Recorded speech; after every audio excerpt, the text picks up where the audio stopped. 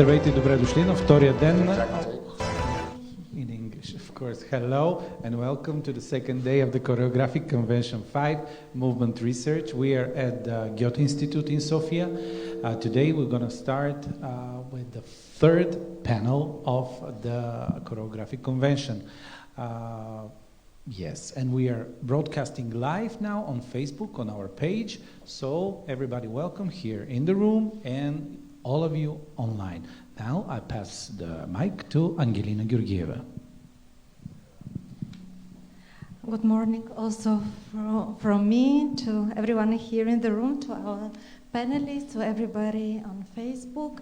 Actually, yeah, the proposal of this convention is to have a closer look on what is the relevance of movement research to the dance field today. But also we would like to see what perspectives body and dance-based practices generate on how we can examine social movements, on how movement creates form of being together and forms of political resistance in public spaces. Today, our first panel, third in the whole program, is dedicated on the question of how new technologies approach movement research in dance choreography and in digital arts. Actually the idea of this meeting is also to generate kind of discussion. Unfortunately, in these circumstances, this is not possible live in the space, but all of our Facebook viewers, you can write your comments and questions under the video stream, and they will be handed on to the moderators. So, Willy, to you. Hello, I'm Willy Prager, and of course, what is a choreographic convention without having performances tonight? So you are very welcome, people which are here in Sofia, to see at 7 o'clock p.m. Dragon, Agaponi by Steam Room, Jana Pencheva, Dario Dardama, and Alexander Georgiev, 7 o'clock, and Denka, Space for Contemporary Dance and Performance, because life is life. Eva? Yeah, good morning. So a choreographic convention is a program initiated by the European project Lifelong Burning towards a sustainable ecosystem for contemporary dance in Europe. The fifth edition of Choreographic Convention is organized within the frame of Antistatic Festival. And yes, we have to be, and it's important to say thanks to organizations that decided to stay behind this initiative and support this event, like the culture program of Sofia Municipality, Ministry of Culture of Bulgaria, in partnership with Denka, Space for Contemporary Dance and Performance, and our host, Goethe Institute, Bulgaria. And now I would like to give the stage to our participants in this panel. So the moderator of the panel is Venelin Shurelov. He is Associate Professor in the National Academy of Arts, Sofia. He is a co-founder and lecturer in the Digital Arts and Academy, a co-founder and part of the curatorial team of the festival, International Festival of Digital Arts in Sofia. Venelin is author of various interactive installations and performances. So, you're welcome. Thank you. I'm honored to be part of this event. Thank you very much for inviting me. Hello, everyone here and to those present virtually at this event.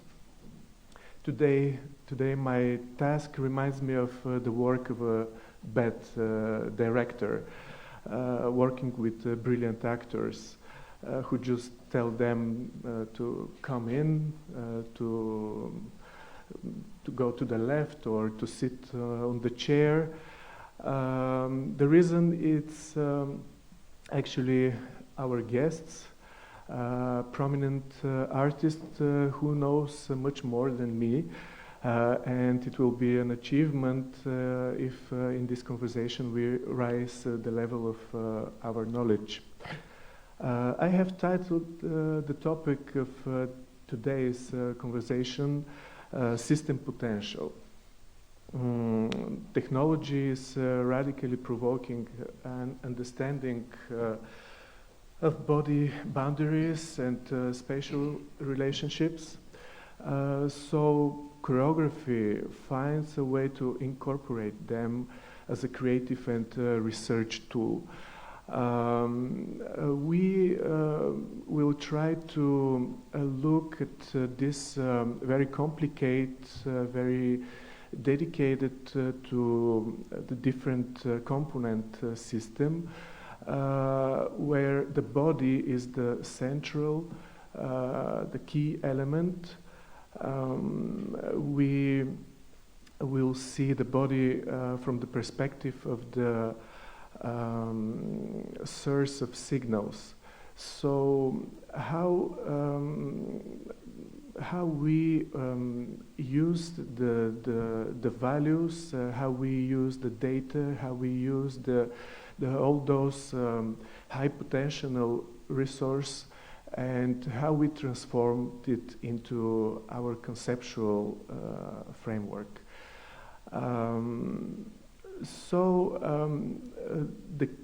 The key figures are the artists here. I think the most valuable element of our meeting is their own work. They dedicate a lot of years and a lot of projects they had behind them. They have really a huge experience. And now, today, we will try to condense, to extract the most relevant to the topic of today's conversation, details of their practices. So I would like to give a word to Marco Donnarumma and to present his selected works. Then Antoni Rayzhekov will talk about his projects, and then we will try to add to a few questions and to extend the conversation. So please, Marco. Thank you, Venelin. So I'm going to share my screen.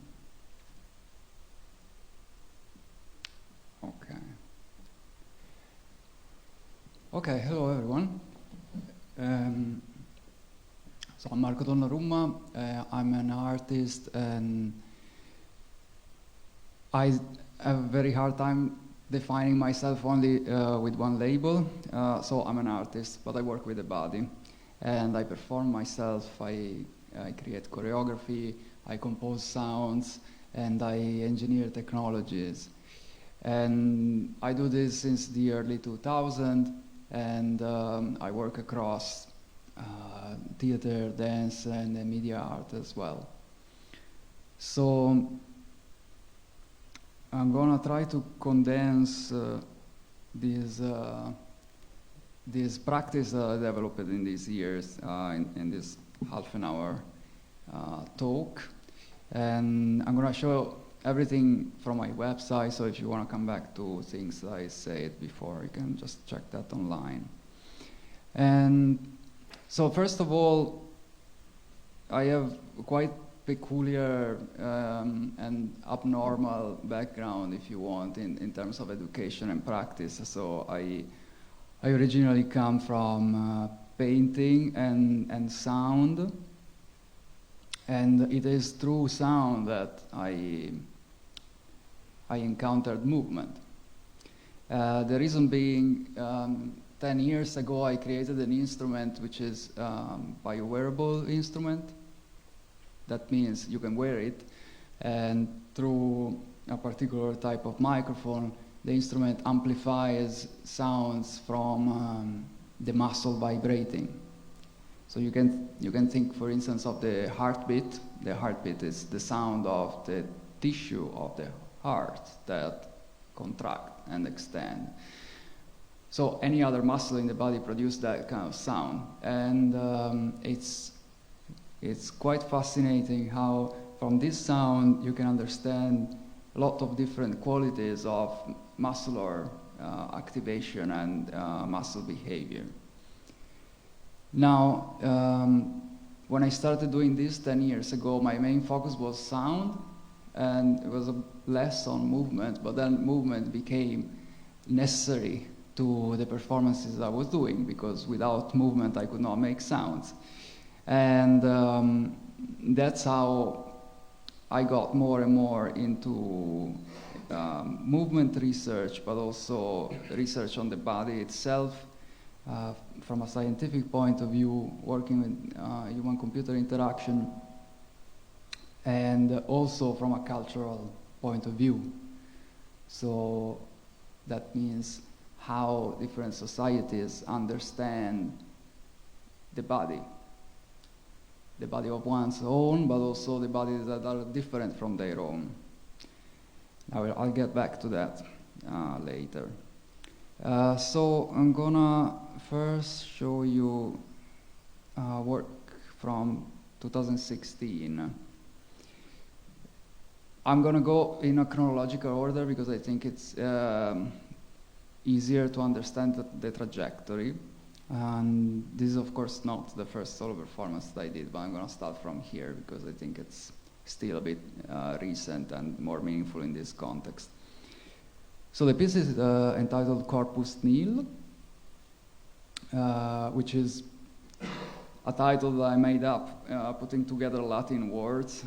Corpus is body, obviously, but it's body in a lot of different facets. So it can also mean a corpse, like a dead body. It can also mean a body of different things.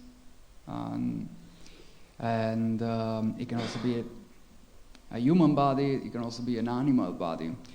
This is for me, it's interesting because that's the way I approach bodies. So I think about bodies in terms of anything that have material embodiment. So an animal has a body, a robot has a body, a human has a body. Humans are animals, by the way.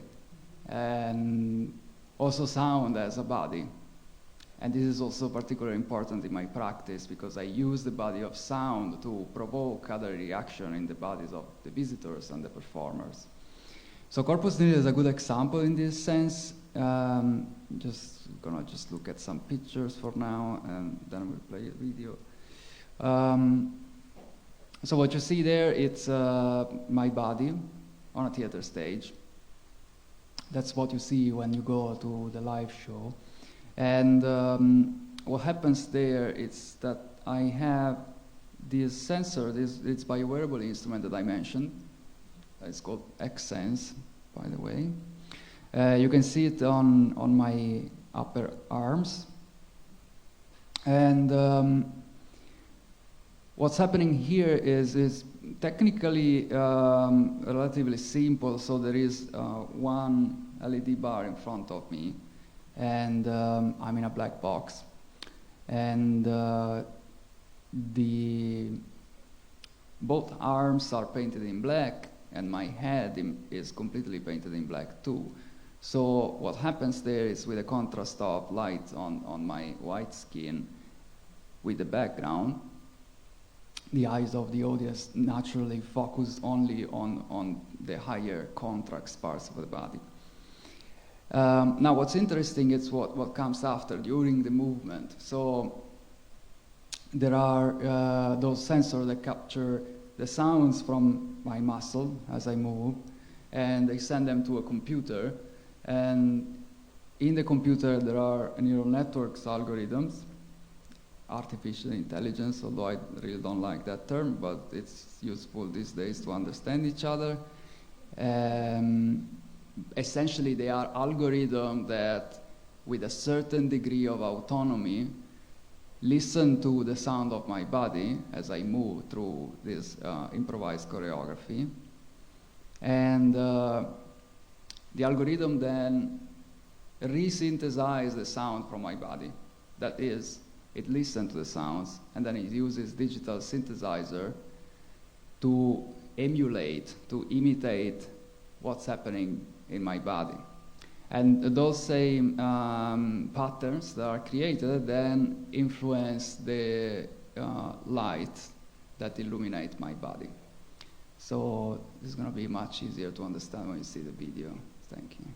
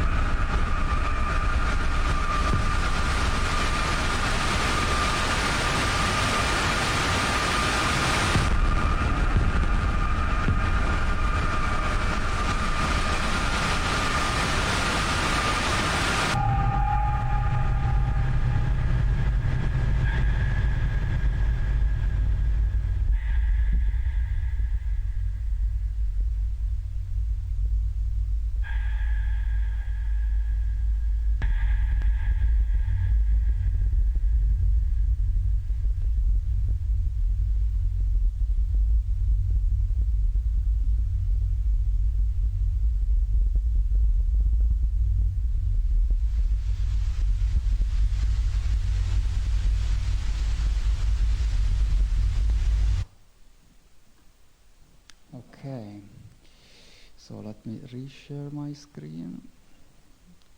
There we go.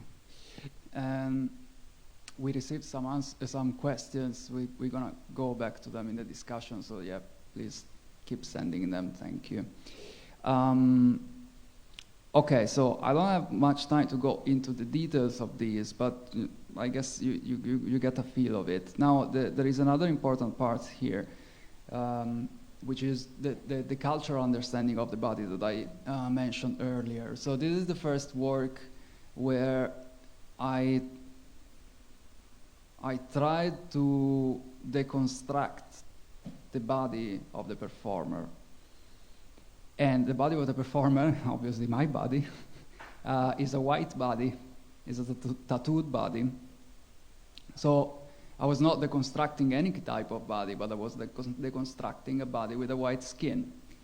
In the beginning, this was unintentional. You know, as I come from performance art and body art kind of approach, so I do things to my own body first of all, and then I see what happens.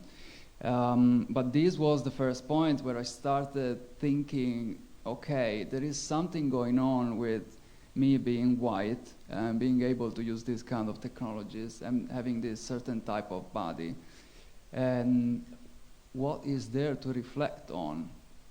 Now, this led me to other topics that you will see in the next works, but the main thread there became, okay, how I can look at the criteria of the white standard body and how can I turn them upside down? Like, how can I show that the white body is not pure and self-enclosed and integral in the way that, at least in my upbringing, I was taught it is, especially in comparison with other type of bodies, the other skin color, or maybe they have other genders, or they have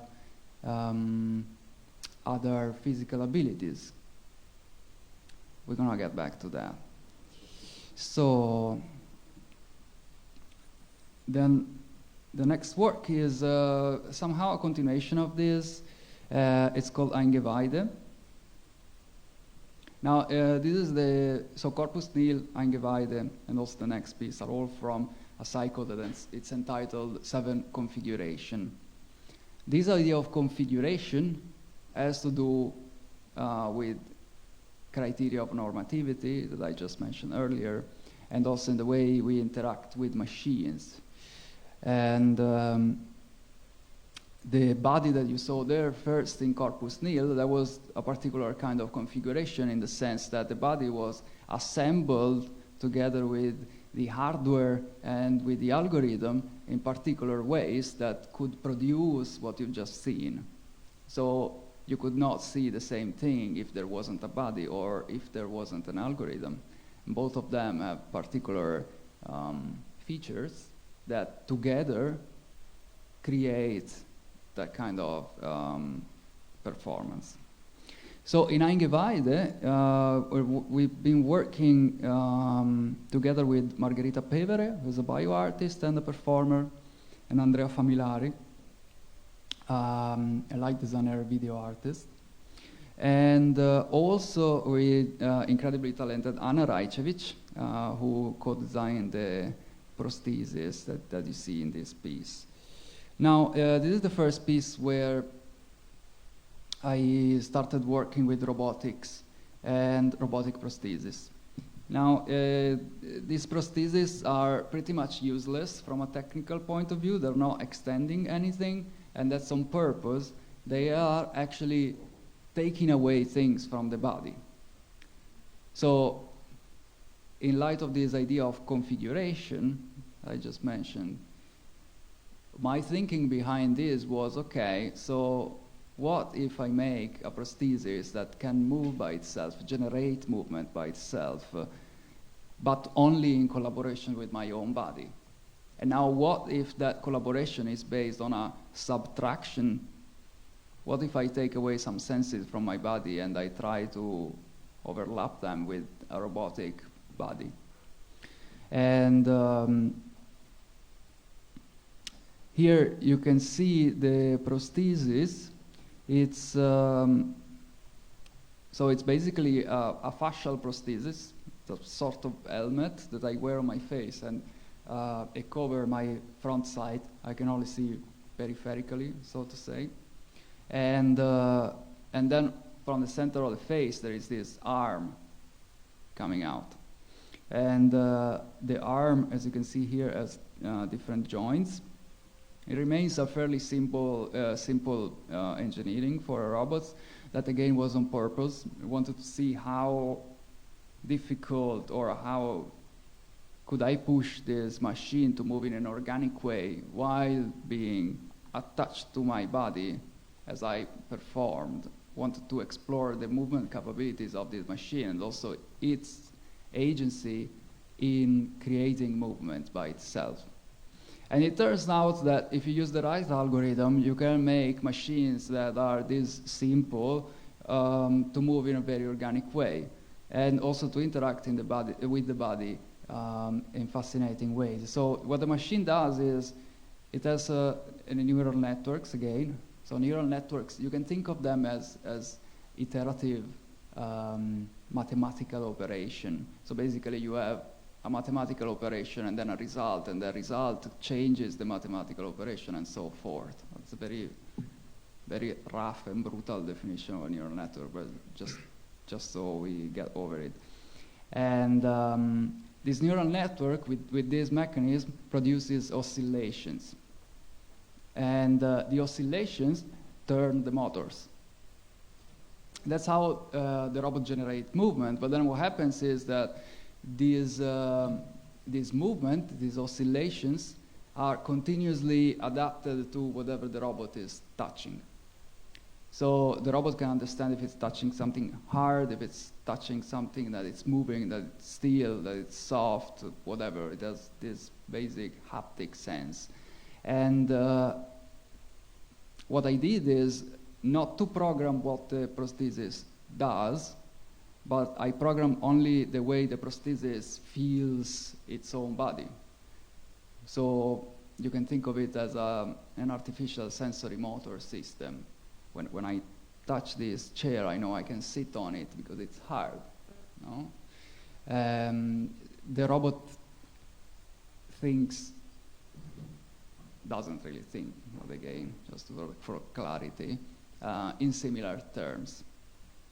Maybe we can watch a video now so we can get a bit more into the details. Thank you.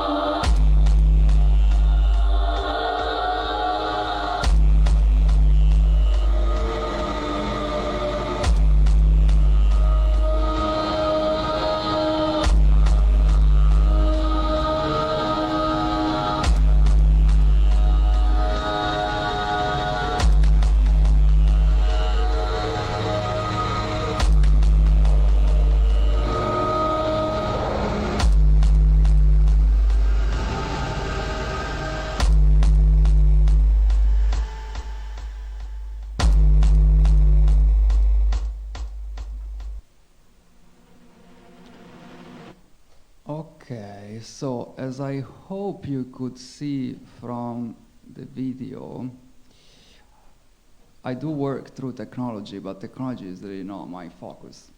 What I'm interested in is in the bodies and their capabilities. And so I experiment with them. The fact of using technology is interesting to me because technology is the core of the society I live in. That's quite simple for me. I don't have any other pretension from this. But I do find interesting how technology can be used to destroy this normativity criteria, which is the opposite of what's happening in modern societies, in at least capitalistic societies, where technology is used to emphasize normativity, emphasize conformity, and so forth. So I try to do the opposite, and sometimes it's spooky to some people. It certainly is unfamiliar, and that's simply what I'm interested in. It just comes to me, as Yuri said yesterday. Very different, of course, but there is something that comes to you and you do it. That's what I'm interested in. Now, there is another important part. So this is Margherita Pevere performing in Eingeweide, and she also has a fascial prosthesis, and that's pretty interesting, this one. So that's cellulose, so it's a film produced by bacteria that Margherita cultivates in her studio. So these are called acetobacter bacteria, and as they grow, they produce this film naturally. Scientists are not entirely sure why they do it, probably for protection of their communities. But then this material is very resistant, and it's quite fascinating to work with it. And in Eingeweide, it has a similar function as the prosthesis, as the robotic prosthesis. How? In the sense that you can see there is a lot of salt, like coarse salt on the stage, which then get into part of the actions. So for instance, the mask protects the face of Margherita as she performs, and at the same time it makes also her partially blind, so she can see colors and light, but she cannot see really where she's going in a similar way as I can't. And there is a long list of these kind of consequences of this configuration, and we could talk about it endlessly. I find it quite interesting. But the whole point is, all of this type of work that I do with bodies is about entering different states of being. And through those states of being demonstrates that the human body can be a lot different from what we are normally thought in society. And different abilities of a body do not mean that the body is abnormal. That's what I try to express symbolically through my work with this type of bodies. And choreographically speaking, as you could see from the trailer, much of what happens on stage is floor work, unconventional floor work. Again, here there is a very strong influence from performance art. So there is a choreography. Most of it is improvised. We go through key postures and key qualities of the movement rather than prescribed choreography. And the whole process is about straining the body. There is no really other goal than straining the body into forcing it into doing things that it's not used to do, but it can nevertheless do. And what happens when you do that? It's a different state of being. It's a different state of embodiment. And I do think that in a live performance, that also affects somehow the experience of the attendees that are watching this thing. And here the sound is also important. So the sound is produced again by the same sensor that I mentioned earlier. There are some differences, now we'll not bother with the technical details, but the sound comes from the bodies of the performer. And this is particularly important here because they manifest the strain that it's going on within the performer's body through sound. And I use the very low frequency vibration that can be captured from the muscle of the performer quite directly. So you can hear the vibration of the muscle of the performers through subwoofers in the space. And I try to engineer audio setups where these sounds from the performer's body then produce also psychoacoustic effects, which means with certain type of sound direction and sound routing, you can create effects in your head through the sound that you hear. This is also quite interesting. And it's an integral part of the piece. It's not just accompanying music, but the piece would be pretty lame without its sound, and vice versa, I think. Marco? Yeah. Sorry, it's hard to interrupt you because you add more and more interesting perspective of interpretation of your work, but we are time limited. So if you want to say some final sentence and to go further, and we will... Do we have 2 minutes or not? You don't have, but you can use. Okay, then it's fine. Then it's fine. You can move on. Please. No, If it's okay. Antoni gives you 2 minutes. Okay, just quickly then. Thanks for the patience. Okay, so just quickly on to this more recent project. So with Margherita Pevere and Andrea Familari, we founded the artist group Fronte Vacuo. I'm taking the time. And we worked together a lot before, as you've seen, but now we're formally working together as an artist group, and we started this project called Humane Methods. And this project is focused on the violence, the new forms of violence that are emerging in algorithmic societies, where an algorithmic society is, in my view, society where we live in, where a lot of our everyday life and welfare and insurance and prison system and so on are controlled by algorithm. So the violence that we refer to is the violence of algorithmic biases and the violence of micro-targeting during election, which create an increasing polarization at a socio-political level and so forth. So we did a couple of pieces. One is this Anfang, and another is Ur, which we premiered at Container last week. And I don't have time to talk about them, but they are online and you can check them out if you want. They're larger stage productions, and we're going to premiere a new piece in January in Vienna, Berlin, and Düsseldorf. So thank you for the Thank you. Thank you very much. Very interesting, and I hope...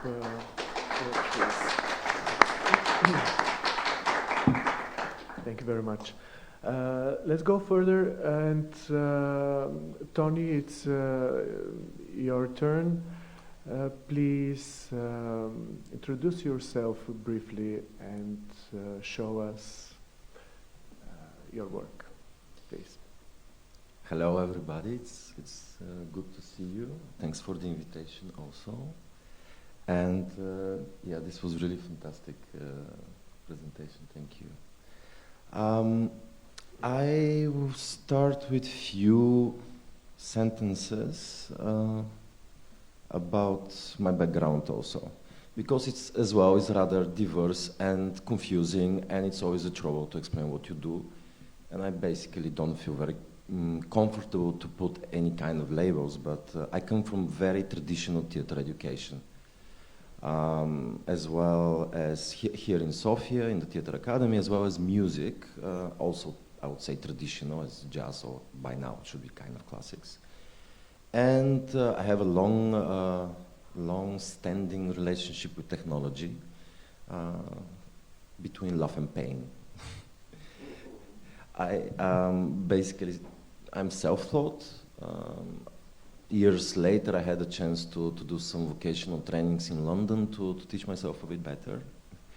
But it's like more than 25 years, my God. So you can try to mix all those things. I am not actually having any practice in the sense of traditional theater or traditional music, happily. And I could summarize my practice more as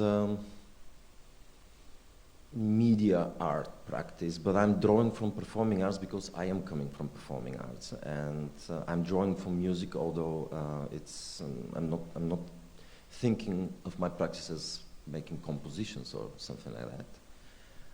I'm anyway looking a lot into audience participation, and I think that's kind of very important aspect of one of the works I will show you. I'm venturing in the visual arts, and I'm creating visual installations. So I could summarize it as art and science, research practice, artistic research practice, but mainly creating pieces between performing arts and audiovisual arts. I will show you two projects. They're more or less recent projects. I had a lot of other attempts and experiments working with the body, using motion sensors, using motion capturing and things like that, rather standard things. So I was thinking about looking into other ways to explore the body, but also to be able to include the audience as well. So the piece I'm gonna talk about, it's called 10VA, or in a hacker language, it's supposed to mean love. And this is a piece I did with my ex-partner. She's a performer as well. So we're two on the stage. So I'm most of the performances I'm using my body as well, as being trained actor and theater director. However, I'm working with the body in the sense of movement, but I am not interested in the choreography itself, nor am I very interested in the movement itself. The aesthetics of the movement, it's not the point of my work. That's something else. I think it's rather a very functional approach, very stripped from the aesthetics of the movement. So it's very, very static piece, or let's say it's at the border between being completely static and exploring micro movements. It's interesting to be part of Antistatic Festival in that sense. So it's really about micro movements and exploring the biosignals within the body of the two performers. There are two pieces of equipment that we developed based on the technology created by Marie Balman from Amsterdam. It's called SenStage, actually here. I think you can see on your left. It's open hardware, open software technology that it's made for performances. It's based on Arduino. It's wireless. You can attach different sensors. It has a movement sensor inside. What we did attach was heartbeat sensor and galvanic skin response, basically something that tells you how stressed you are. Also, we have a breath sensor, actually using a microphone, and one button. This is the button start-stop. That's all. There is no any kind of dramaturgical or timeline. It's straight sending the signals to the right part of this installation, in which is written, created in the language VVVV. It's a programming language that I use for more than, I would say, maybe 10 years. And in brief, what is going on and why we're doing that. So the piece, it's about surveillance. It's about the quantified self. It's about the data that we voluntarily share and that it's being overused, sold. And actually it's about also this invisible border between the private and the public spaces. In that sense, it is not a dance piece. it does have some perhaps dance qualities, but it's not meant to be a dance piece. It's rather a body installation. We are capturing our body signals in real time, so they're also visualized in real time. Perhaps in this picture you can see better. Yes. So on the top we have our heartbeats, then we have our breath, our stress level, and our movement. It's a very precise measurement of the movement.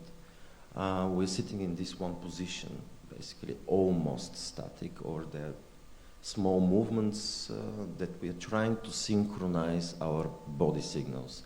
Yes, you can synchronize the movement to people, you can possibly synchronize the breath, of course, but you can't really synchronize the hearts or the stress level. You can manipulate through breathing. It's a long process, it's difficult, basically. So it needs a lot of concentration and hope to achieve some sort of resonance or some kind of synchronization between the two bodies. It's very fragile, it's incredibly fragile. At the same time, all those signals are producing sound. So we can hear how the two bodies are being synchronized, or not. We don't have, as I said, any timeline, so what is going on the stage is what is going on the stage. If there is a problem, there is a problem. If something fails, something fails. We don't have really any other control over this system. It's a live system. But there is one very important aspect of this work. We have a surveillance camera towards the audience. If anybody moves in the space, it produces such an immensely disturbing sound that the whole fragile synchronization of the two people that have connection between themselves and trying to achieve some kind of synchronization is gone. That's it. So it's basically, it's a piece of failure.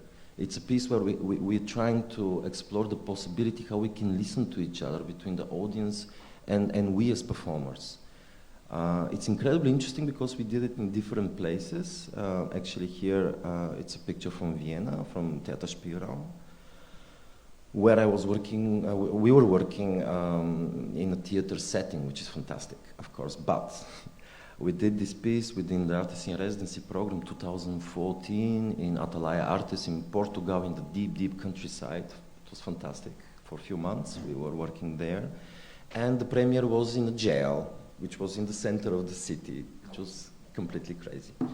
However, we were performing this for like 20 minutes or something like that for very, very limited amount of audience. Because we were trying to create this process of listening between the audience and us, the movement, the very fine movement of our bodies and the movement of the audience as well, because it was really about the dialogue, entering into dialogue, but actually telling to the audience they should not move, otherwise they destroy the performance. But we were not moving either. So they were having this expectation of entertainment which we were not giving them. So we want somehow to provoke them not to obey. You were taught not to move, but actually we want you to move. So it was a bit like playing a game of nerves, but it's interesting how the different audiences in different places were performing, which was like in Lithuania, in France we were performing in Austria, in Portugal, in Berlin and so on, not in Sofia apparently. But it's very interesting how each different audience reacted in a completely different way. So there is some kind of cultural context, I suppose, about audience participation. It's very interesting. For me, this is, it's a project that somehow unlocked a lot of possibilities of, for me personally and for my partner in this piece, to think about further how this could be developed. Yeah. Here is just a little detail about speaking of technology that I'm trying to use it only if it's necessary. If it's not necessary, you don't need technology. It's actually better not to use it, I think. So conceptually, we do need technology to listen to the biosignals of the body, to capture them. But for instance, if it's perhaps a piece that is trying to capture the movement through some motion sensors and this to control sound, why not rehearsal that? Just perfectly as they did it like 20 years or 50 years or 100 years ago. Why? So how one can justify the use of technology? So I think we should look at this critically. And in that sense, I think audience participation does make sense to use technology. It's one of the reasons, of course. There are many different reasons. Anyway, on the left side, you see a 3D scan of the dungeon that we were performing, and we were actually in real time projecting our biosignals, including like the fifth line is the movement of the audience,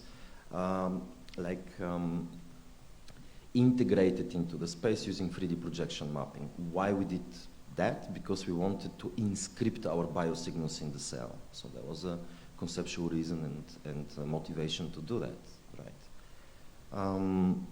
Yeah, this is the people from outside waiting to get in.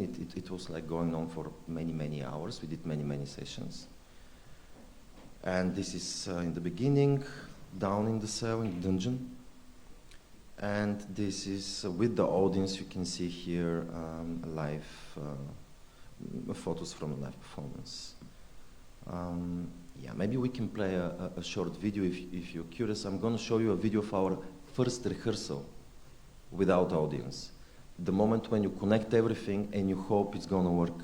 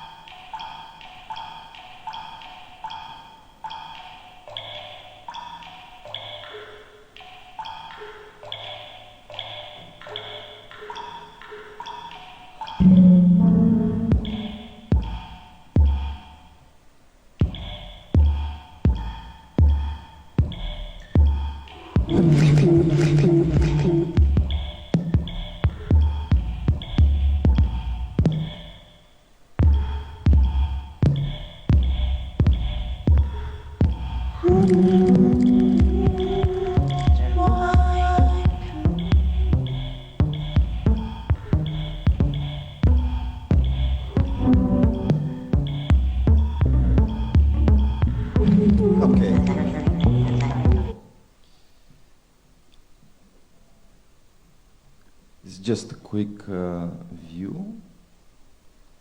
So this piece was created in collaboration with Katarina Köller, and yeah, it's using the so-called parametric sonification, translating digital data into sound.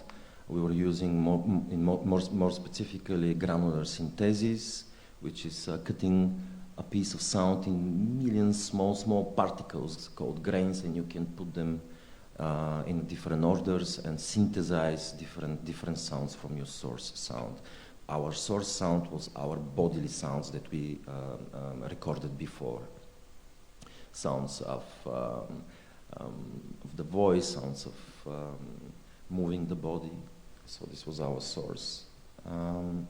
Anyway, this piece, it's something that it's showing one aspect of my practice. It was possible thanks to those fantastic little devices created by Maria Barman, and you can find them on SenseStage.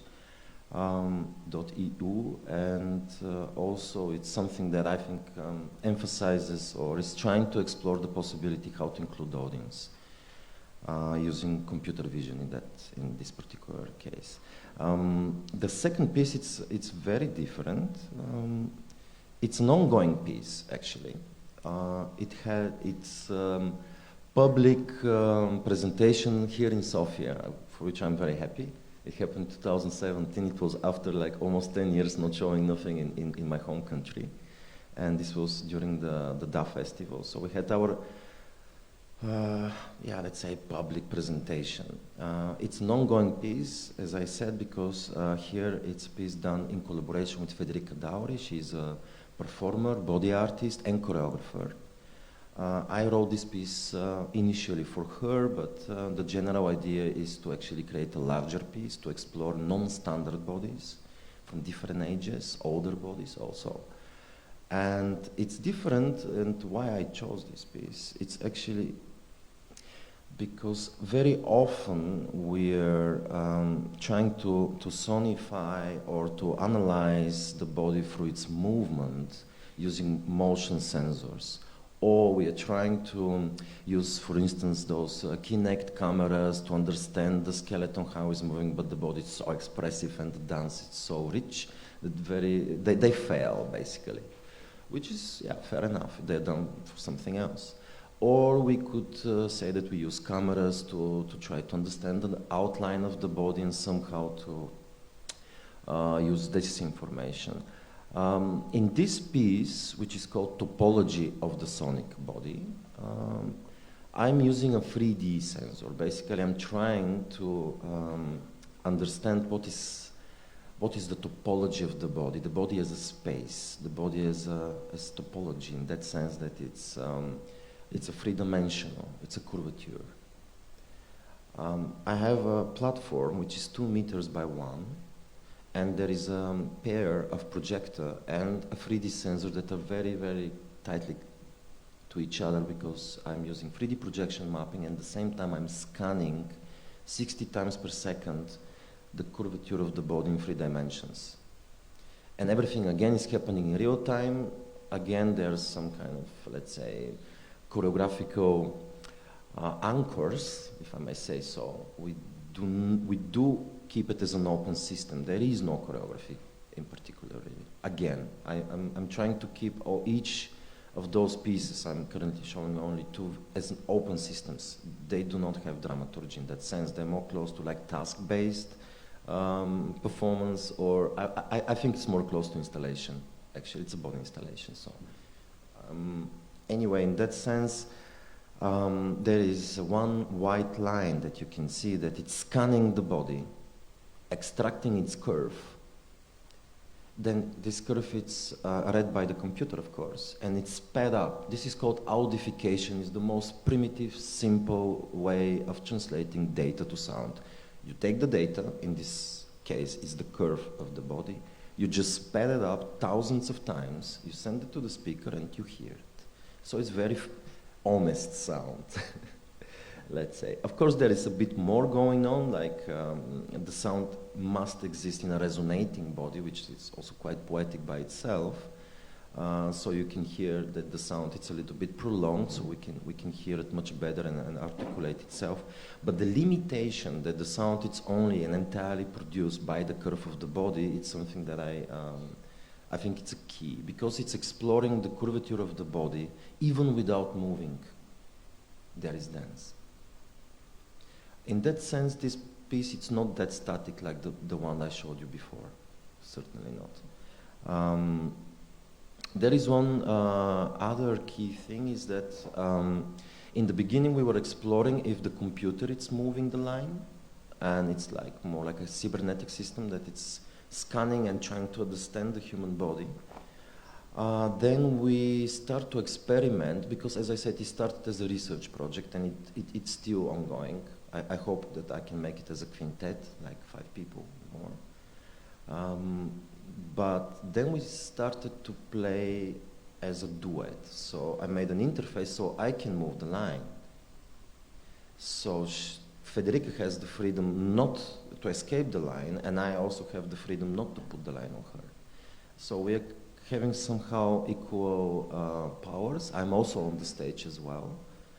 And this was a very interesting way to explore in a live setting, in more like,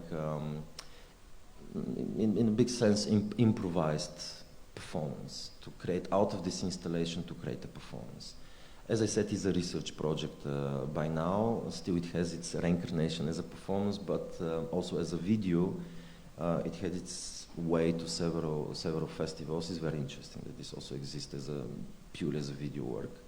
I'm going to show you a short video, which is one take with 2 points of view of one of our, again, very early rehearsals. I know why I always do that, because I think I was always fascinated when you connect everything and you hope it works, and there is the first step when it actually something happens. And I always document and record, so I will stop my share and show you this. This was happening in Akademie Schloss Solitude in Germany during my fellowship there, 2016-17.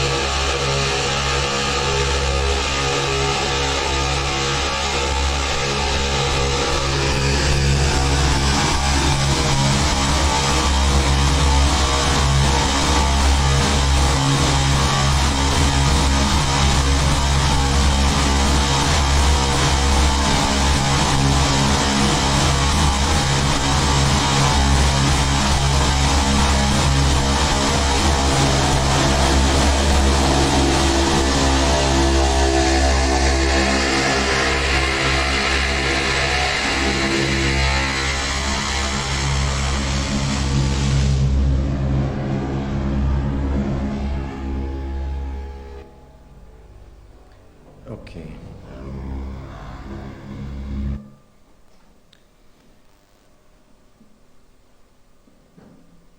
So, yeah, this is again completely open system, and as such, it gives us possibility to the piece that you see. This was actually driven by the machine. I was just taking care of the camera. It's completely autonomous, completely, and the idea is that it's creating some sort of a feedback loop, because we can see the line scanning the body, but also we can see the sound on the body. The produced sound from the body itself is the red line. This is the curve, really the curve of the sound that is produced. So it's very small, 2x1, small stage. And of course, it's logical to think that it would be fantastic to have 5, 6, 7, 8, 9, 10. And the more non-standard is the body, the better is the sound, actually, because it's more curved. So the notion of what is a good body for movement or for dance, in our particular case, the more non-standard, the better. And yeah, this is just the two things I wanted to share with you. And yeah, I will be happy if you have questions or anything. So thank you. Maybe one more thing. I'm sorry. One more thing. It's here. There is one thing I would like to share. It's called Choreographing Coding Labs. This is a very interesting initiative. I was very, very happy to be part of it. It's open platform, let's say, and a series of meetings that happen in Frankfurt, at the Frankfurt Lab, Foresight Company. It's part of the Project Motion Lab, or spin-out of it. It's driven by a fantastic team. We had also in HCT Berlin meetings, and there are a lot of movement research and technology happening there. So I just wanted to share this with you, Choreographing Coding Labs. Yeah, thank you. Okay, thank you very much.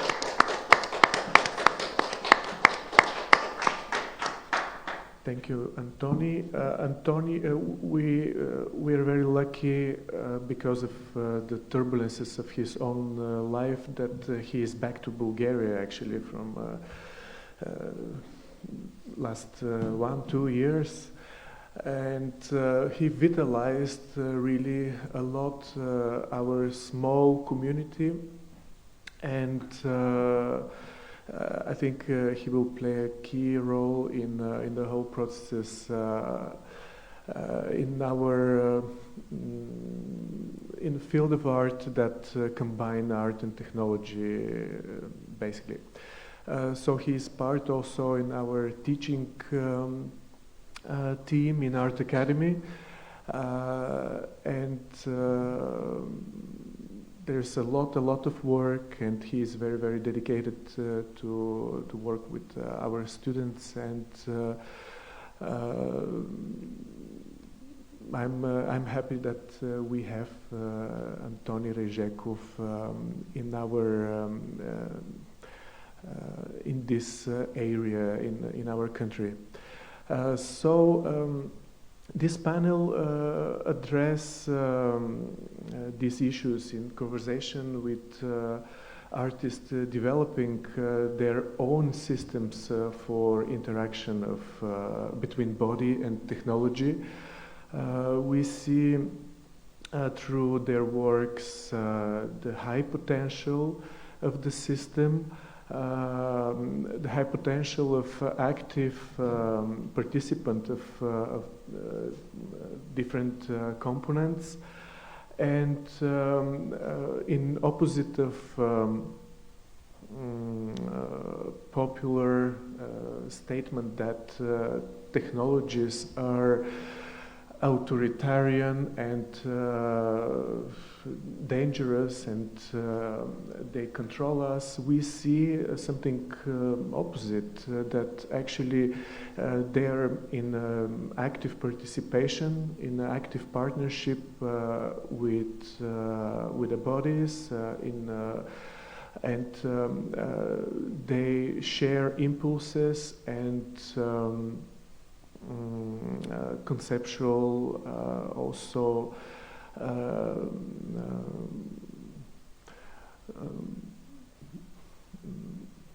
conceptual frame to the whole work. In the history of art, I think this is very important to be realized, to be discussed, because history of art usually is part of, it's a subject of possession. In their work, the level of possession is very interesting. they don't own the control of the system and the audience and the interaction between the whole components. So I think this is something valuable in your approach. So what is your, do you think it's contemporary phenomenology that the contemporary art is distant from the idea of commodification, of possession? How you deal with that, with the control of the system also? Marco. Yeah, so it's complicated.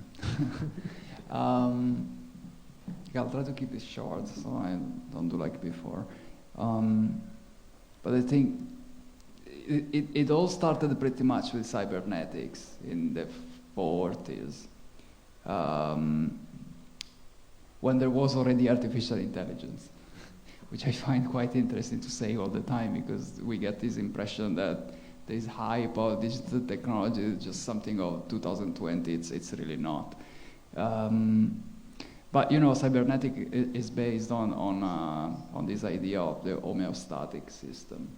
So there is this idea of a system that can control itself, and by extension, it can also control other things in very precise ways. Now, that's all cool when you talk about technology, but it's not cool at all when you apply that to technology in society. And that's what happened, in my view, in the past decades. So I think on one hand, we live in societies where technology is used, as I mentioned before, explicitly to accommodate capitalistic ventures, to force people to conform, to distract people from real issues. So it's a multifaceted form of control, and that's something I find quite scary. So coming back to my work, what I try to do is to exploit what is uncontrollable in the technology, and in relation to the body, because the technology is a thing of the body. We make the technology, like other animals make their own technology, and we have digital technology, and it comes out of our body. This mouse is made for the body. And there is something there. So when you abuse technology, when you use technology in a way that it's not supposed to be used, you can extract different layers, different features, different concepts that I believe help in countering this massive effort of control that it's poured in the development of technology. And of course, I'm not working for Google. There's nothing I can do about that, or for Facebook. But I talk to people, I hope, through my works. So I think it's pretty crucial that there is a critical approach to technology in theater, dance, and the arts in general today, because it's already too late. It's already too late. The system is gone. So we can only resist now, and I think this kind of resistance towards technology has to come from the arts, because it's one of the few fields where there is still some liberty somehow of thought, because it has disappeared from everywhere else. Politics, social media, don't even mention them. There used to be forums that were useful, those are gone. So, yeah. Yeah, I think I absolutely agree. Maybe I can only add there is this invisible hand of the technology. It's like this invisible beast. And for me, it's very interesting how can you visualize this beast. I mean, after all, we do so many things that we leave our digital fingerprint all the time, right? And we're not even aware of that. And there is this other aspect of it. I hope that you don't understand me wrong, but it's like, what is our control? how we can change and manipulate technology. Yes, manipulate technology, it's a tool, and it's really about misuse or use, but to have the knowledge to hack a certain tool, as I did, for instance, with this camera. It was a Kinect camera, I just used it because it's compact, but I didn't use it the way it was intended at all. I had the chance to invest some time to learn how to hack it so I can write a little bit of software to do exactly what I want. And how many people have access to technology in this way? And I think this is a big and very important question because it divides people. It divides people. It's very difficult to work with technology if you don't know how does inner things work. And I think that's the key. Many people would like to, I think, use technology in performing arts, let's say, but they don't have the inner understanding. They say, okay, we will make a collaboration, it's fine, yes, but to even imagine and to think in such details, I think it demands some kind of knowledge. And I think everybody can learn to program. I do definitely believe in that. It's like reading and writing. It's not much different than that. The question is to be able to talk with each other in this way, not to be slaves of the technology that it's just given to us, but we have the freedom to change it as we like, I think. And in that sense, I see a big problem here from one side. And from the other side, as I mentioned before, this invisible beast, because it's really like out of hand by now, really maybe even out of control in some places. There are bank credits that are based on algorithms that there is no human there that decides if you take a credit or not. I mean, come on. Medicine, microbiology, so on and so forth. It's really, really scary, and it's really about, it's a different body, living in a different kind of, I would say, dimension, which is between the physical and the virtual dimension, because it does change our physical reality, and we should take it serious. That's it. Thank you. I asked my computer to construct a question for you. Let's hear. If we have to make a leap in time, where are the roots of your work? Maybe in the potent collaboration between Merce Cunningham and John Cage, or in the work of Alvin Lucier, David Tudor, or in something more ancient and archetypal, or in direct technological modernity. How can I thank for the question in this case? Okay. Yeah. He already did with his work, probably. No, I think that, the roots, well, I think I said it, maybe the computer wasn't listening before. It is really about performing arts. I really believe in the body a lot. I'm very interested in the body. And maybe because I'm coming from theater, but maybe because I think in this gradually virtualized world, I think we should go back and look at the body as well and continue looking there. It's very important not to transcend only our digital bodies, I think, and this is happening more and more. But also, of course, to critically investigate that. So there are certain connections that will happen and that they will continue to evolve and develop, and technologies. So after all, we should be aware of that and we should investigate this, but also from the perspective of our physical being. So yeah, roots are coming from performing arts, for sure. Mm-hmm.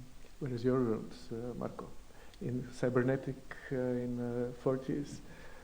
Or can I reread the question? Because I understood the answer, but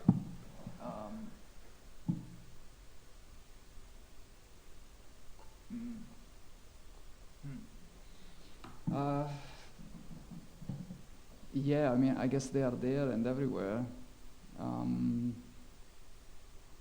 Yesterday again, it was said that there is a little bit of Steve Paxton in everyone that does a bit of movement. Thank you for that. So yeah, I mean, it is, I think to some extent, there is a bit of all these different works in my practice. I speak for myself. And I think it comes down more to an approach which is experimental, and it's not easy to label. I think that's the part of past works that I feel more close to. And yeah, now we think about Merce Cunningham and we think, oh yeah, dance. Well, no, it was participating in this collective, for instance, that was named Experiments in Art and Technology in the 60s, with Tudor and John Cage and so forth, and they were doing this crazy stuff, like really nobody asked them to do that, so they were doing this happening with people dancing and people making sound with synthesizer, measuring biosignals here and there. So it's not really that we are doing anything new. We are actually continuing a tradition that has been overlooked, as many other things have been overlooked. But I think it would be great if today these aspects of those masters' practice could be reevaluated, especially in the light of what we were talking about before about technology. They had a lot to say. Okay. Is there any questions from here?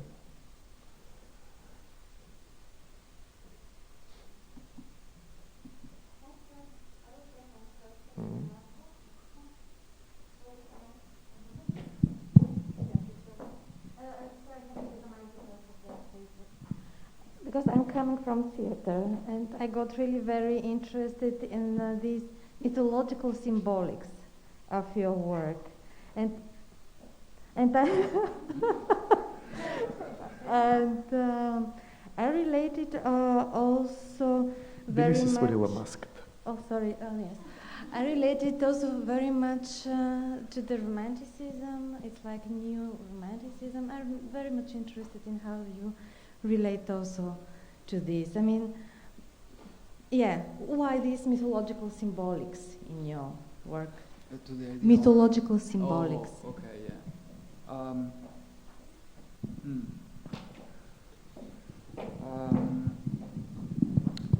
Okay, yeah, thanks. That's an interesting question. Also tough one. But I think I really like the power of symbols because they cross cultures and because they can provoke visceral reactions in someone experiencing them. And I've studied for many years for different works from different reasons, ritualistic performance, from Eastern Africa to Italy and Papua New Guinea and so forth. And of course, symbols and rituals are complementary. So more than mythology, I think I'm profoundly fascinated by the power of rituality. And of course, I'm not saying that my performances are ritual, but I do try to endow the performances with something ritualistic. That can be symbolic, that can be also rhythmic, for instance. That has to do with sound or with how do you enter altered states of being as well. And yeah, as I said, I think this simply fascinates me because it's a way of reaching a deeper cave inside everyone's body. It just allows you to reach that point where I think speech is not needed anymore.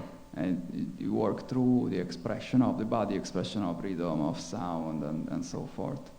And of course, symbols are also a good vehicle to talk about things in a way that it's not didactic. That's also why I think I find it useful in my work to refer to. Yeah. I think the question of symbolics and rituals end up in this point that both of them create some sort of totemic bodies, which content actually is unpredictable. They offer unpredictable transformation of the inner life of the content, what could be inside. There is not really organs and their predictable functions, but there is a signals, processes, communicational modules that function in some dynamic relations with everything. I think this ancient energy that is charged through technology in their totemic bodies that they create, it's something very special in this case. If you agree with that. I trust you. Thank you. But yeah, there was a question. There was a question from the live streaming. It's one for you and one for Antoni. Mm-hmm. Oh, this is another one. It's another one, but I think you talk about the first one, about artificial intelligence, and the question was about the control and how the technologies are actually part of some process of emancipation of you. They start making decisions. I found that question interesting. They were asking whether... wait, because I need the second question. Okay. I'll be quick. They were asking whether in Corpus Nihil I was teaching the algorithm to produce certain patterns or react in certain way. And the answer is no. So the algorithm is unsupervised in the sense that it does its own calculation and it creates its own patterns. But of course it cannot play jazz music. It has constraints of what it can do. And then instead of teaching the algorithm, instead of training the algorithm, I train myself in order to produce certain kind of signal with my body that I know can produce a certain result in the algorithm, but may not. So that's how the improvisation stays alive. And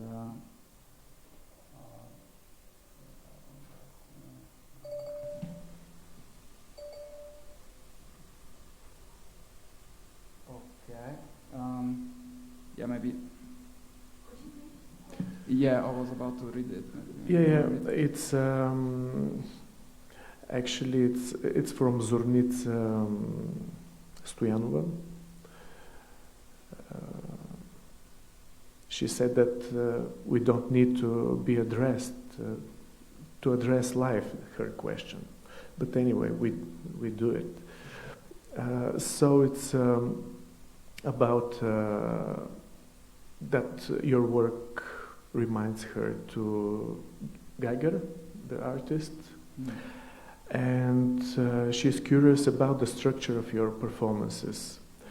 Do you seek a resolution, catharsis, or some other structural choreographical models? Yeah, something that keeps coming back, it's suspension. I don't like endings. Durational. Durational process. Also, yeah, durational is another part. So I work also on durational pieces, which I haven't shown, but there is something about the dramaturgy of a piece where I try to avoid unambiguity.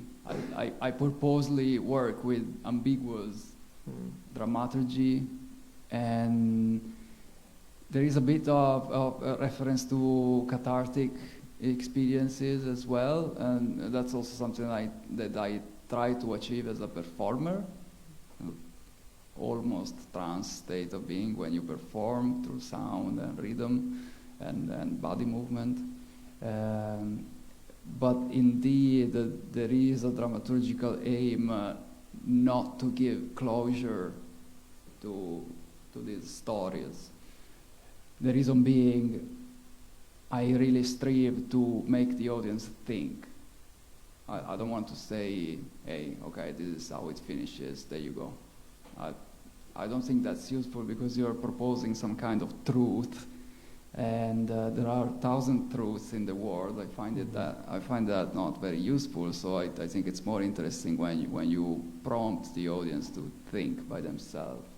Yeah, this is interesting question for another discussion, maybe, but about the construction, how you create a structure of your piece, because I guess they are non-narrative and they, for sure, are seeking for another impulses. Well, I think for the different works that I do, I use different approaches. Sometimes I draw from visual arts and from installation. Other times, like with the topology of the sonic body, yes, we can speak about choreography because Federica, she is a choreographer and a dancer and performer. But in the piece Love that I showed you, it was more like a body installation, actually, not really seeking choreography, because the choreography in that sense and the structure, it depends on the goal, because the goal is to try to synchronize the two bodies, and you're sitting in this one position for 5 hours, and the body wears off. We are not professional dancers, keep in mind. So after 1 hour, I start to feel my body in a different way. After 2 hours, we had performances, they're long durational. I said they are 25 minutes, but they are many times 25 minutes. And it's very interesting how the body wears off in that sense. So I think I rather try to look towards the structure from completely different perspectives and try to change it all the time. Once I look at it as an installation, another time as an open system, like an interactive, reactive system with the audience. A third time, actually I'm trying to avoid any kind of fixed structure. I want to keep it alive. It's performing arts. It should be alive. Thank you. And the last question from Zornica Stoyanova, it's directed to you, Antoni.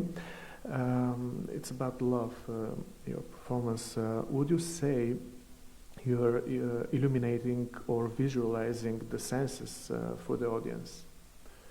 The senses? No, actually this is 2 light detectors and a surveillance system. I think I'm visualizing rather the dynamics between this intimate space between the 2 people and the public space between the people, the audience, or the co-participants actually, and us, and the 2 performers. So I think speaking about senses in this context is rather difficult. I have another project that is dealing with emotions and with affective computing, but it's not this one that much. Okay. Yeah, one more question. Microphone over there.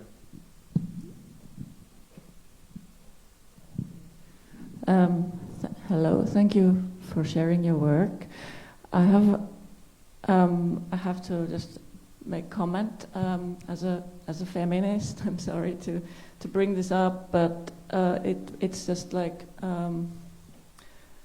I would like to acknowledge how there are so many coincidences that really confirm the cliche that we all know, where there is some men talking about technology, and whenever you mention bodies, they are female and even naked in this case. And then I think the funniest was the question that your computer generated with a woman's voice mentioning 5 male artists. And well, just wanted to say that maybe it's good to keep that also present when we talk about technology, and probably for the organizers, like what happened, and let's try to work on this for the future.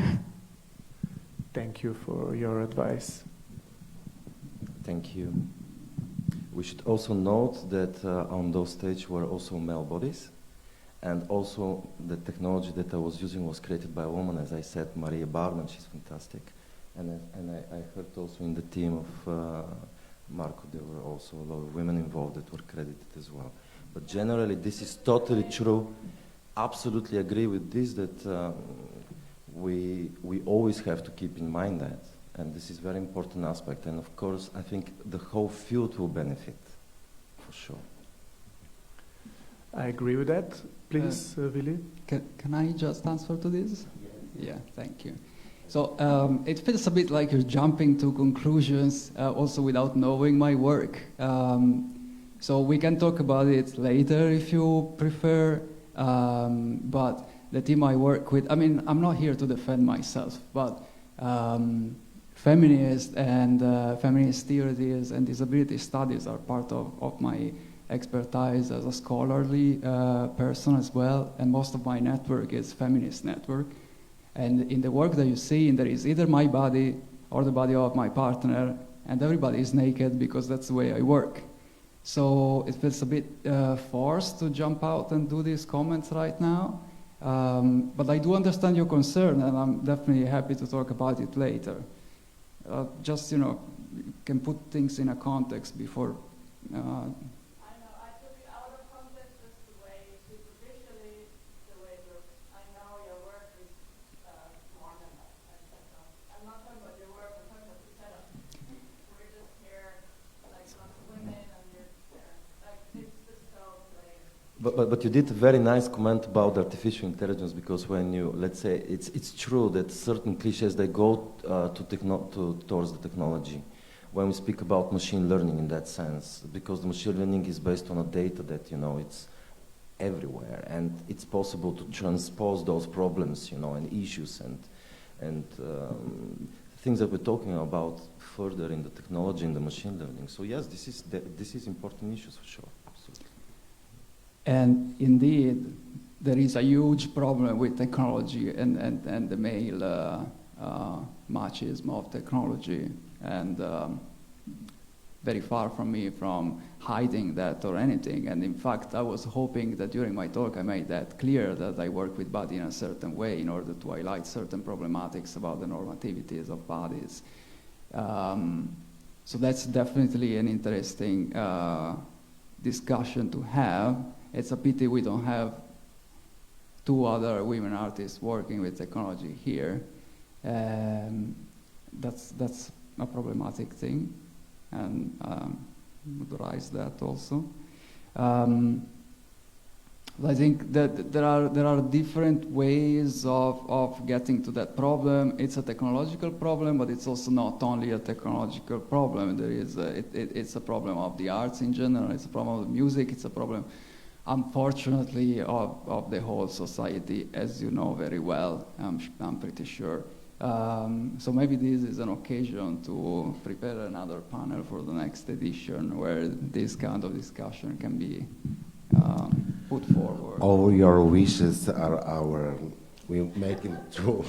Just send us your wishes and you make this happen. I'm very bad with the technology as a male. I mean, I can hardly put the lamp up, and I'm still a male body.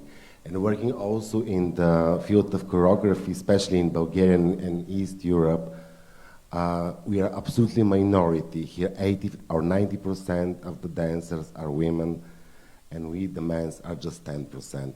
So if you look at it like this, and if you look on non-stop for balance, it will be hard. But we take this in consideration, and we continue in 2 o'clock. Bulgarian time and 1 o'clock Central European time.